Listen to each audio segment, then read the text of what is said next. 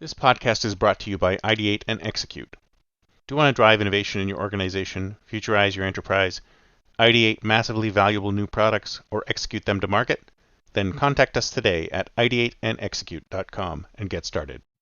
Good morning, everyone, and welcome to the Think Future podcast. I'm your host, Chris Kalaboukis, and once again, we're coming at you live from deep in the heart of Silicon Valley, California. Now, I was kind of hoping for today's show that I would have a model of a Cybertruck with me, but I can't find a good model of a Cybertruck. I've seen a couple on eBay, or not eBay, Etsy, and they look okay, but I really like a really nice scale model of a Cybertruck. I think I love the look of the Cybertruck, and I think I would really love to see a scale model Cybertruck.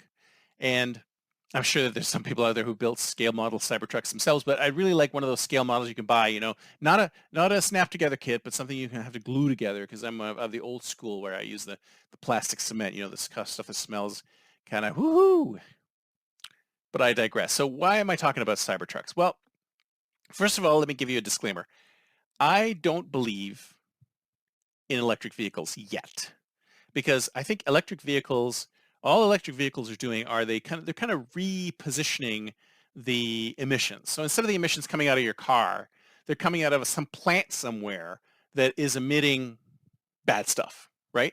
Because you don't know where the electricity has come from. It's like you're sitting in your Tesla and you're thinking to yourself, oh, this is great. I'm being all environmentally friendly. I'm sitting here and I'm all environmentally friendly because I'm not emitting anything. And the electricity in your car that's stored in your batteries may have been emitted by some horrible coal plant somewhere, and you have no idea. You have no idea where that electricity came from. That electricity may not be clean. It may not have been generated cleanly. Maybe you're not generating any emissions right then and there when you're sitting at the stoplight or driving along the freeway, but who knows where that electricity came from. That electricity may not be clean.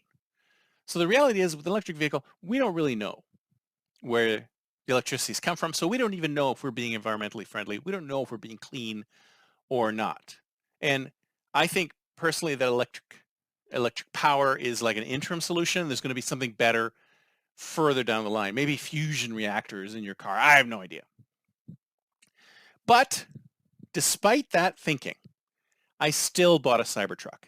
And you're probably saying, why did you buy a Cybertruck, Chris?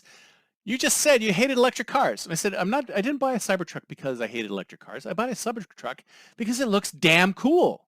It looks awesome. It is so different from every other car on the road. It looks amazing. It looks strange. It looks weird and different. Kind of like me, right? So why did I buy the Cybertruck? Well, I bought it because everything that's out there looks exactly the same. Do you remember that scene from My Big Fat Greek Wedding where the best friend of Ian's is showing off all these various women that he wants to introduce him to, and he says, they're all the same, they're all the same, they're all the same. And when I look around at cars nowadays, I get that same feeling. I look around at every car on the road looks exactly the same. There's a few tiny differences here and there.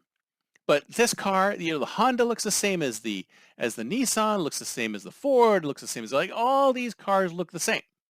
All these cars look the same, all these pickups look the same, all these trucks look the same, everything looks the same. Same. And every car maker is stealing ideas from every other car maker. There's nothing new under the sun when it comes to cars. Nothing. I mean, we see some great concept cars, but nothing new in auto design. Nothing. And then finally, and even the Teslas are boring too. Every model out there today is super boring. I wouldn't buy any of those. But then along comes a Cybertruck. And yeah, I look at this thing and I'm going, my God, that is so different. That is so cool. That is the future, right? Here we are in 2020. That's the future. And the future is finally here. I need to be part of that future. So I put down deposit. And I will buy that, unlike many of you out there who may have put some money down for something and then not bought it in the end. But I will buy it as long as it stays mostly unchanged in the design. I know people are saying, it doesn't meet this or that regulation. which is fine. But if it stays mostly the same, or maybe pushes the envelope of what is regulatorily available or allowed, then I can say, you know what, I'm definitely gonna buy that. I'm gonna follow through with it, and I guess I'm gonna live with the fact of where the electricity is coming from to power this thing. But yeah, that's the reason why I bought it. And you know why lots of other people bought it? For the same reason. Same reason. You know why? Because we as human beings, we love novel things. We love the new. We love the different. We're born like that. We're born like that. How do you think we learned what we learned? We are sponges. When we come out of the womb, we are sponges. We want to learn everything. We want to capture everything. We want to absorb everything. And we're totally into new things when we're kids, when we're babies, when we're toddlers, when we're kids. And then as we get older and older and older, we start saying, well, yeah, I'm not that interested in anything new anymore.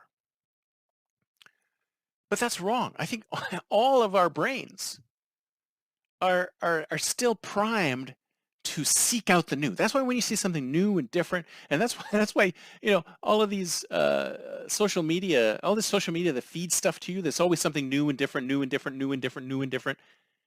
That's how this can prey on you, because we're always interested in the new and different. We always want the next thing. We always want it. We want that dopamine hit of what's happening now and what's going to happen next. What's going to happen next.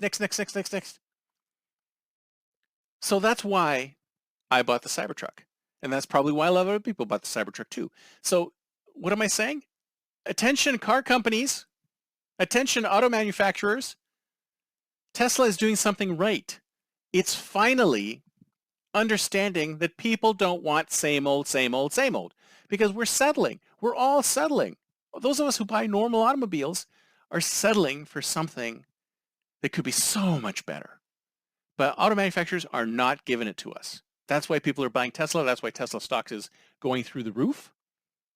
It's because we're getting something from Tesla that we didn't get from anybody else. And if you as an auto manufacturer want to also go through the roof, then I suggest you take a page out of Elon Musk's book and give us something strange, weird, and different. That's it for me for today. See you next time. And until then, don't forget to think future.